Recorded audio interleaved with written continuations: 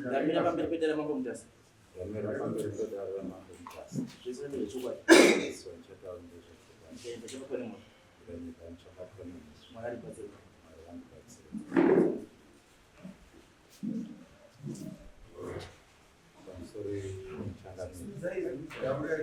Pamusoro changamiro ndinonzi Blacksoul Fuwas. Ndauya kuno ndichiunzawo nyaya yangu yekuti musi wa28 September gore rino ndakadaidzwa kudarira Ishe Muchena. Ndaenda kuya ine nomunin'ina wangu tikapiwa mutombo wekunzi tichibva pamusha patinogara patakakurira ndo mutombo wandakapiwa. Ava ndauya navo kudare ndo vakasvitsa nyaya iyoyi kwaIshe Muchena. Uchizi ubve pawakakurira kuti zvaita sei? Haumbotauri uzwa kuti ngakupera. Chikonzero chekuti unzi bheko uchii? Zvakanzi iwe uri muzukuru mumusha munomu saka chii? Kanzi iwe uri mukuru. Muzukuru. Uri muzukuru hausi mumusha. Asi iwe uri muzukuru mumusha kwako unomuziva. Unomuziva. Saka chikutu saende kumusha kwako chii? Ine sekuru vakandirera hanzvadzi yamai. Alright, asi wakadaira here kuti uri muzukuru. Hongu. Unomuziva kuti uri muzukuru mumusha kwako unomuziva. Saka chikutu ugara pachii? Inhau yekuti sekuru vakandirera ndo vakatsvaga kupera kwa1978. Ndati chiri kuti uramba wakagara apa kumusha kwako unomuziva usaende kumusha kwako chii? Usikaende kumusha kwako. Ndopandakakurira uye ndo musha wandiri kuteerera uye ndakasiyirwa mapepa estate.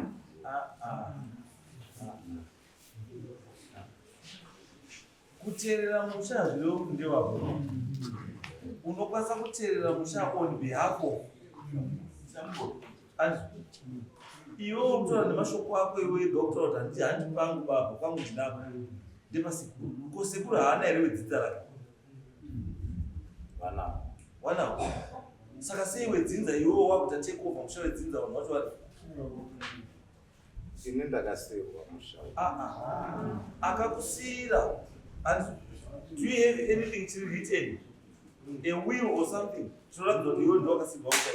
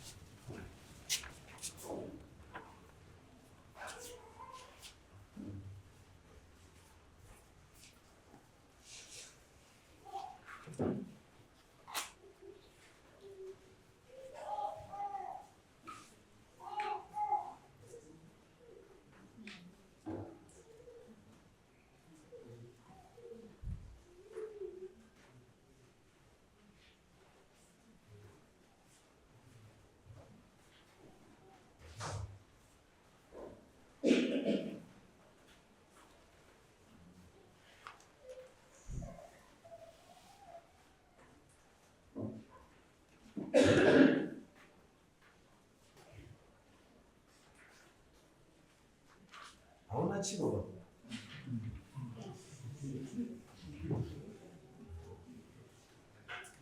Hauna chiro. Because this is just a sketch map. A sketch map has nothing to do with ownership. Kana nyaya kutransfer ownership kuisa kwa utu kubva kumunhu. There's nothing. Ingori just a sketch map area kuratidza kuti area yaunogara pane crest room mamita zakati kusvika pakati apa zvikadai zvikadai pane karwizi apane macondos apane chii izvozvo zvakupa ownership uri kuti ndikauya ndikasvika ndikaenda pamira ndikasvika ndikapa sketch map ndikaita sketch map this thing patoo pangu ndizvo ndizvo here because apa akapa hazvinobvira zvamutaura kuti ilenzi kuti sketch map ndearea yapiwa Ningi Neni Ningi muridzi wenzvimbo wobva asaina papi pasi. Hapana, this is just a sketch map inotaura kuti sketch map pane dombo apa pane rwizi apa mubhuku raShe Muchena mudumba yaMambo Mutasa mudhumbeni ndiNyambavhu comments gradient is 1 to 300 contours to be dug 1.5 meters by 45 centimeters. Total area pegged 0.564 hectares. Farmer's signature, nothing. Hapana, this is nothing. Chipepo ucharundo chengeta. Kwanza makonzo. Achina chashindore. Then he does a lot of this kind of permit. Permit in name for 1 December 2023. This one.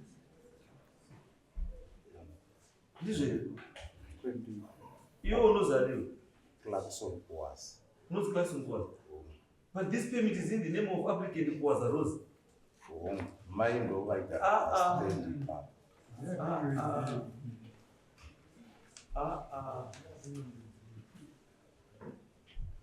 Permit E.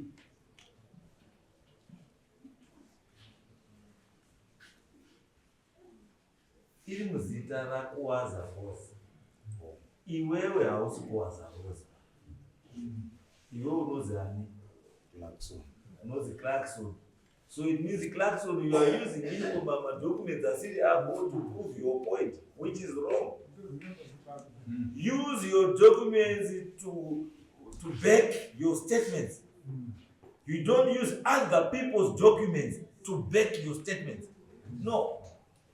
Permit is applicant for the permit ndiri Rose Kwaza.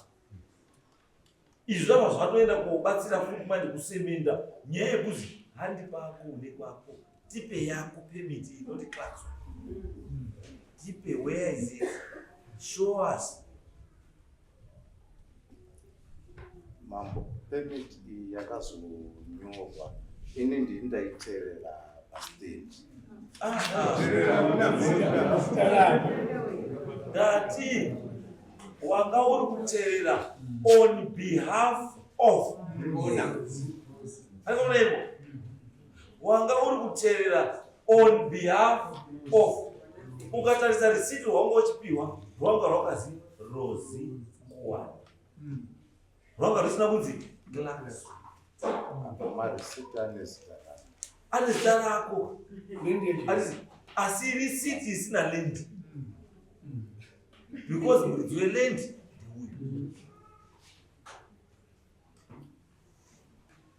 ukaenda kwaDC ukatora ndobhadhara mutero hawangorambi mari, they want money, they have the money. Mundimani bangu ndi Clarkson $10 usiya bhuku ripi Nyautonga kwani kwaShe Muchena nge zvapera eta when unokwanisa kubhadhara une $600 yakatobhadhara mutero asi unobhadharira mhepo because hamuna chiro chekubhadharira baba. Ane chikwereti izvozvi ndi Rose Kuwana haasi kubhadhara mutero.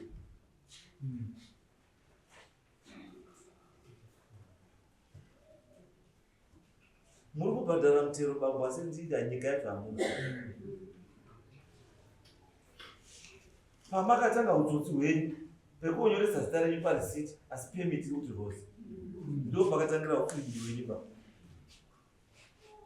Dai mamwe munhu ataura chokwadi mundai makanyoresa Rose Kuwana parisiti because ndiyo stand yamuri kubhadharira development day. Saka iyi yaClarkson yamuri kubhadharira ndeipi? Mai vakashaya. Ende kuti ndione futi handisi unoona paunone nyaya yako very complicated. Mai akashaya ndiyo hanzvadzi yasekuru.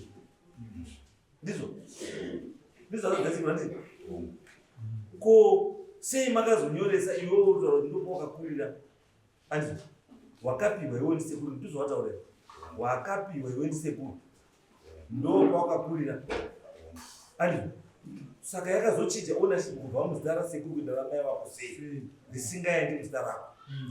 Zvakaitika ndezvokuti amai ndo vaigara vari kumusha, saka pane zvizhinji zvinenge zvichiitika kusvikiyo waini Moses.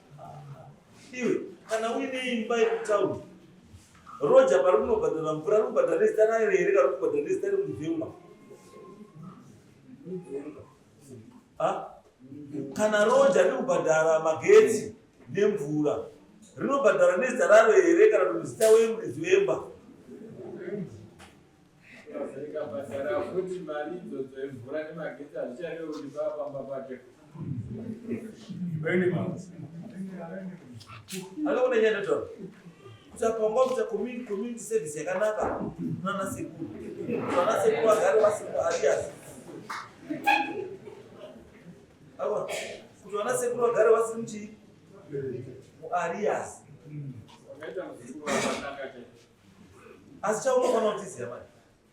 My papers SI. I think it's Chena. There is need. We withdraw this permit.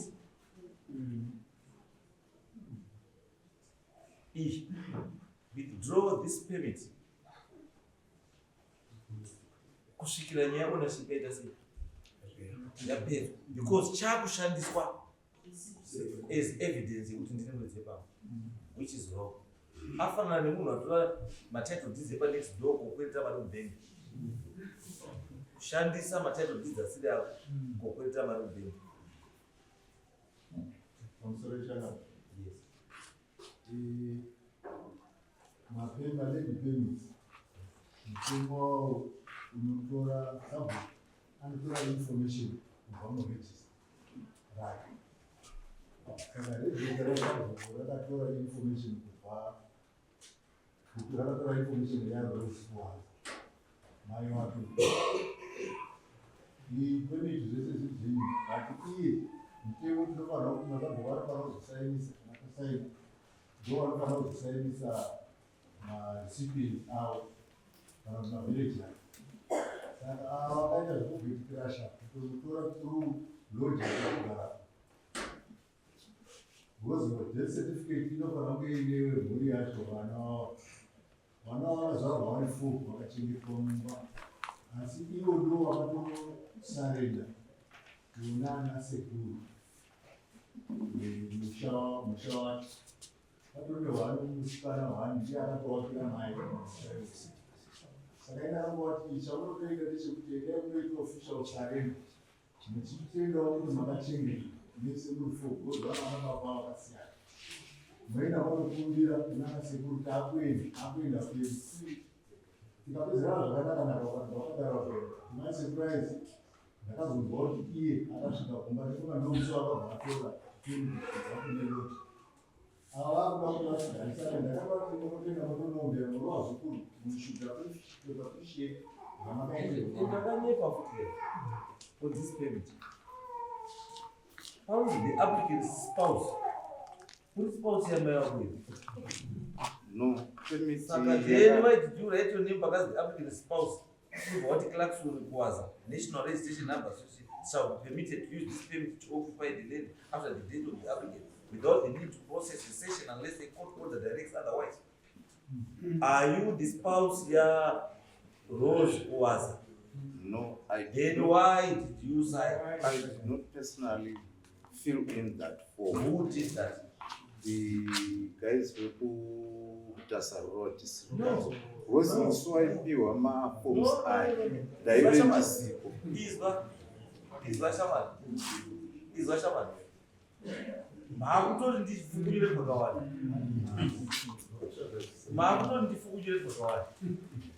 And you can't tell me kuti wakomana kwa DD Tasarot district council. They do not know the meaning and the difference between the husband and the spouse. And the son and daughter. Kana mother and grandmother. And mother and granddaughter. How is it the difference? Is that what you are telling me? No.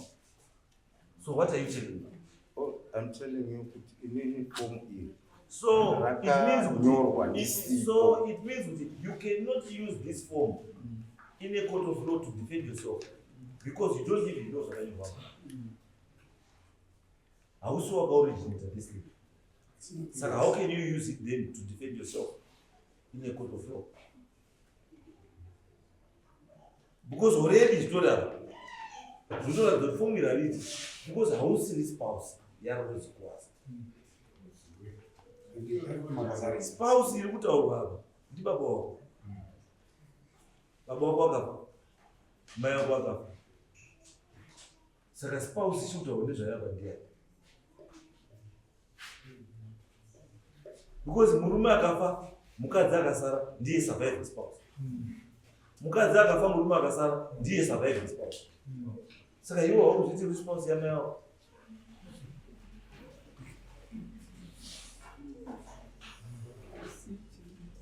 Ndizvo here taiwa isusu hatitombotonga zvisina kuenda zvibabambo. Ndimi mawaine madhokumenzi enyu bambo ndiwo tikumubvunza zvavakanyora. Hatina kutumbo zvamauya nazvo ndizvo tiunomudzosera. Ndimi mauya nepemiti bambo. Handiti zita rakanyorwa ngerani? Ngerenyu bambo. Saka tiri kumubvunza hai zvamauya nazvo nekukubatsirai kuti zviri wrong. Izvi zvinokwanisa kusungisa ipo because ipo jani yamakaita whether muripo you can't tell me kuti Marimbiri doesn't know kuti applicant zvinorevei. Ai ndozvakumutaura Samungure naMarimbiri they don't know kuti applicant zvinorevei. Izvo pakakunetsa wavawadi ndatitori munzira zvakakunetsa manje waifanira kunge wasina uchibudisa mumba because wanga urizoti chinhu chine zvinetswa sei wazochibudisa because wanga urifunga tisu tinoverenga kunze kwebhuku tinoverenga mukati babo.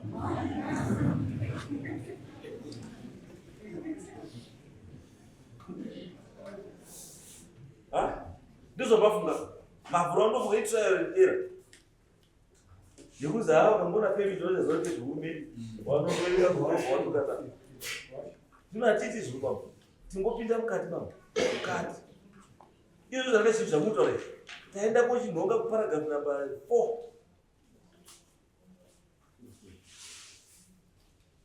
because tingochiziva bambo chibiri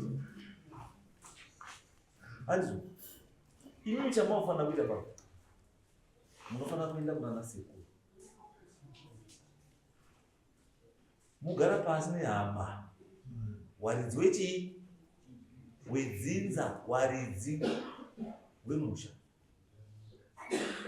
then mokumbira kuti vana sekuru vana mbuya vana mainini vanani kwangu kwaita kure plus handina kukujaira ndandajaira hangu kuno chindionaiwo semwana wenyu chindionaiwo sechi semwana wenyu andizvo wanokunzwisisa vanhu ava wokugurira pawakugurira pobva padaidzwa nezita rababa wako iwewe rekwako yekona zita rana sekuba panodaidzwa nezita rani rekwako kwaunoziva kuti ndo kwako ndo papa musha pako ipapo vana sekuru wokuisira huko wokugarisa zvakanaka. Don't fight vana sekuru because vana sekuru ndepawako hama yana sekuru ndi mai wako iwo ndo saka wasina kurwisa mai wako paigarapo because waizwa kuti mwana wechi mwana wedu asi iwewe manje hauswepa. Saka vana sekuru ngavakubatsira iwe uenda unozvinenepisa muna sekuru not uda kuvatsotsa zvokuda kuita zvavaburitsira sketch map uchiti agreement change of ownership zvavaburitsira permit uchiti ndiyo chaiwo the official title deed uzevo apo zvavanyepera vana sekuru ndiwe spouse yamai vako iwe kuna mai wako you are the surviving beneficiary. Anzo uri beneficiary yeestate yamai wako not kuti uzviti uri spouse yamai wako. Hazviiti. Ndosaka ndinotaura kuti this thing must be withdrawn. Chonyorwa zviri correct. This thing. The applicant, zita rinonzi the applicant nezita remunhu ari kunzi ndiye ari kuauthorize. Zvakasiyana, hazvifaniri kusiyana ba. Mazwa samuchera zvandinotaura. So withdraw this thing endai mugadzirise chinhu ichi chipe chaizvo ndoti zvachiri because kunyepa chakafutwa. And I am wondering kuti akapiwa sei permit sei anga asipo. Saka yakanyorwa sei permit yasipo. Kuzongoitwa handover permit yasina kuita feed into kupa information yekuti nyorai zvakati haana kuita. Saka chii chakaitika? How to remember that I was not there, I was also surprised. Anga mazauta. Hasi ndakatoshamisika. Kuzvata. Asabu chishandisa ashamisika bajo baida kuchishandisa. Because akashamisika zviri kumupa advantage. Application ndiye akaforwa. Because muromo wari kutaura kuti wekanzo ndiwo anonyora. Mutemo wemita utaura kuti wekanzo ndiwo anonyora.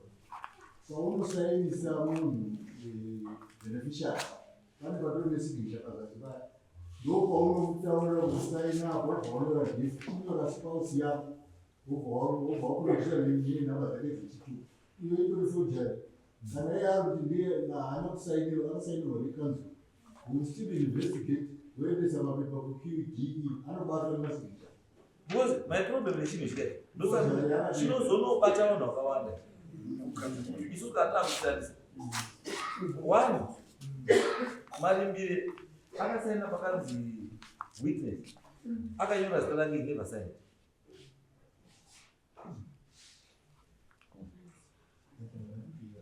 Akarekomenda Samungure. Samungure akanyora zita never signed. Then my witness 1 and 2 no witnesses. Occupant there's a signature. But look at Moses. So who signed on your behalf? Because you are the occupant. I only signed when I was given the paper. I was. When? What sign are you? After about 2 months, my papers are issued. Are you sure? Because this paper came. And this could this not delay? And this you know for the information they say. You feel one year say be correct because a copy of this iko kanzo. Saka kana usina kusaina hiyo copy yake ndo kanzo yakasainwa nani? Haina kusaina. Haina kusainwa saka ili kuitie what purpose is it serving my files and document. Simtsanangura kwangu chena. Because occupant pata pakasainwa. But you told me you're not there. But pakazi occupant apa pakasainwa. Anzi vaishandisa register. Achisaini that akasaina on your behalf ndiani. This is not a PP. What is has PP bo? Ndiwe wakati kwedere tswe. Wakazvitira kupi usipo. Pepa ndakatosainira kumba. Ndosaka ndati guys.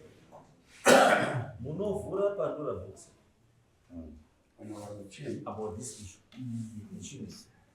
Chinhu chinopedzisira chichikashaya vhani ukanzwa. Mukachiita zvamuda kuchiita. Musaka ndatigarai pasi. Bam, withdraw this thing. Endai munobvunze kanzwa leo kuti makaita sei how did you issue this thing? Mwabvunzei mobva magadzirisa nyaya yechinhu icho. Musaite kuti munhu aite sei afambe nechinhu chinomusungisa. Kupa munhu kuti afambe nejeni mubhegi. It's wrong. Kanzura yechinotorwa chakadaro.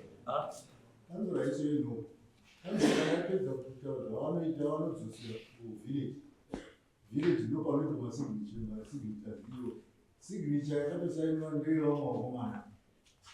Uyu akatoita zvekuti ndozvanokuti akafojera. Ndosaka ndati hachisiri right pachinhu izvi. Ndai withdrawei. Endai muchigadzirise chinhu ichi. Uyu mukomana ngaachiende kuna sekuru uyu. Agare pasi nechi nana sekuru kana waine pekumupa odi womupa akazvininipisa kana ine mwanyemu Chatokwanisa kuita basi kutomubatsirawo kuti hama mwana wenyu muoneiwo tokubatsirawo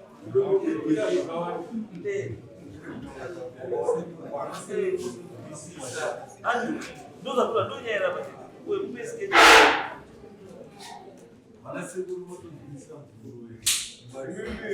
Wanasekuru wacho.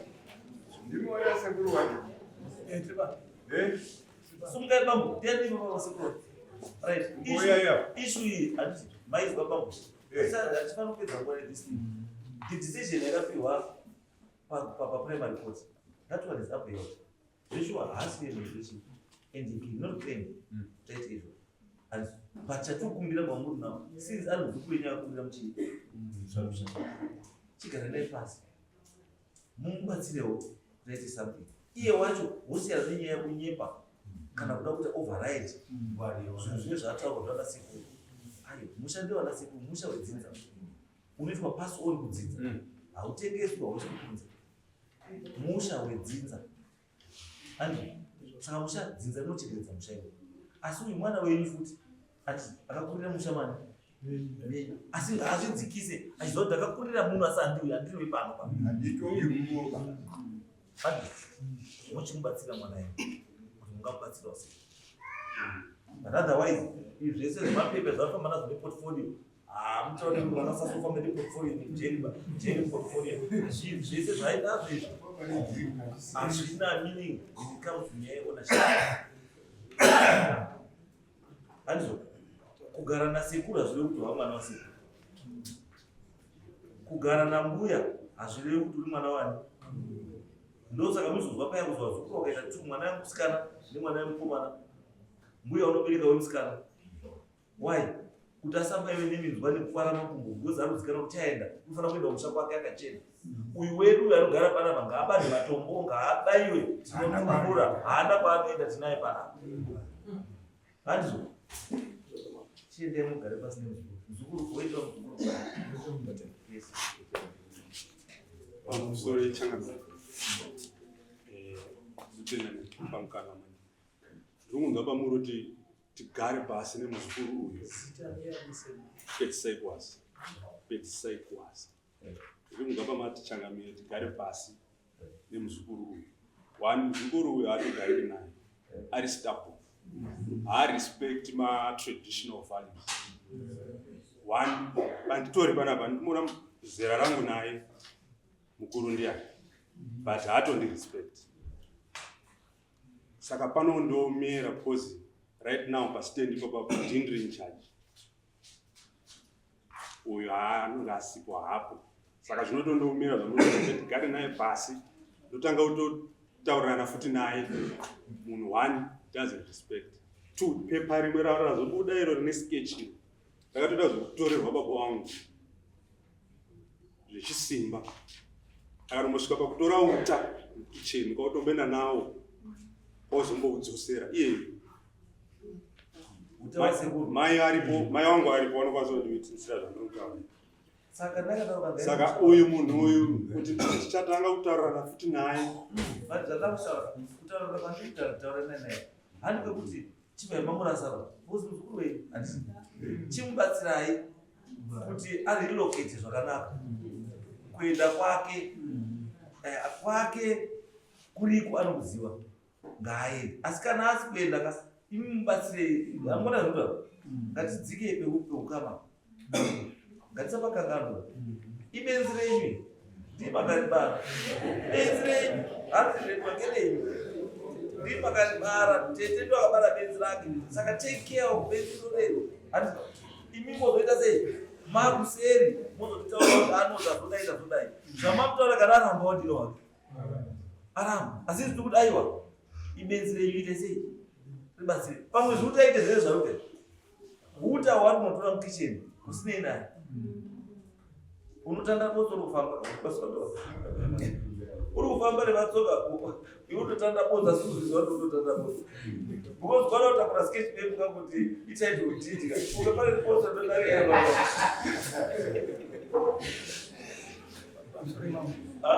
Sorry mama. Totenda nenguva yakandipa papa. ndinotaura pamusoro pemuzukuru wangu nezvandakaudzwa natete wangu wachifa inini Bernard Kuwaza. Tete vaigara kumba kwemuzukuru wangu apa kunotono vakandaidza vachirwara. Wanditi mwana wangu chandakudaidzira panapa, vana vangu 4 vesa ndakaudza kuna nababa wavo. Ndogona kuti vataura vese vari 4 but handisi kutaura nditi. Kana kudaro wekutanga Grace uyu ndiye kwaNyahanana, right? Wechipiri pati uyu ndiye kwaDerwai kwaMuchena. Wechitatu yeye ndiye kwaSivanda kuMondoro muzukuru wangu aditi. Wechi4 komanda George Alder Taisekwa ndiye kwaNyambodza Wondefana. Tete vakazopesa vachiti vana vanga vachiende kumisha kwavo. Tete iwani newarume 4. Ndomamira zvakaita kwa. Ati denge iri hepoka. Taiti ndiyo wind dispersion. So Mondoro Chena Wondefana Noton azwa inoti papa pasvika utsudzura. Asi mambo wangu muromo wakanditaura ndekuti vakura vana ngavachindi vese ndakaudza kumusha kwavo ngavachiende kumisha kwavo. Saka wakaendera ndikava pakashayika tete pataigowa hembe ndindanga ndakamira mutsa spokesman tikagowa zvatete zvese tikavataurira pachena vana vavese vari pavo kuti musha uno ndewakuwaza uno atakusiya responsible ndipedzi kuwaza pamusha ipapa atete tikatosiya sofa ratakati kwakuwaza kana tauya tofanira kuwana pekugara bosi pamusha pani pedu tikaudza vesa but dambudzo rataura nyaya kuti uyu haana respect ichokwadi ndo zvaanoita. Kune murume anogara pamba anozi Mapureti takamuti unoona pedzi kana paine zvoda kuitika nditi but iye aiona uyu manje pedzi akauya haatauri napedzi anenge achipa mainstruction euyu ikoko futi ndokunai kwakabva mapimits aya amurikutoa nezvawaya pakuirana kwavo vakadaro. So ndatoda kuedza kusimbisa kuti zvamati titaure nemwana wedu but ngaarespekta nasekuru azvinei pisi musha hamusi make ndiyo basi banda zvamafanira kuita manje handikaifo hamuchagari naye pasi as one muchigarai nawo wesorongani mubva mawapa chii mutombo wavo wesorongani 4 wotedzera zvamurudai ndosakati vana sekuru the ball is in your court wanange wenyu vari 4 atizi chiitai zvamunodani wana wenyu vari 4 umwe naumwe achienda pani panzu imimi just supervise uyu wasvika here pake uyu wasvika pake because right now ndati umwe pamwe ndiye ega pamwe ndakatoperekedza mama saka iye chikunetsa chiperekedzaiwo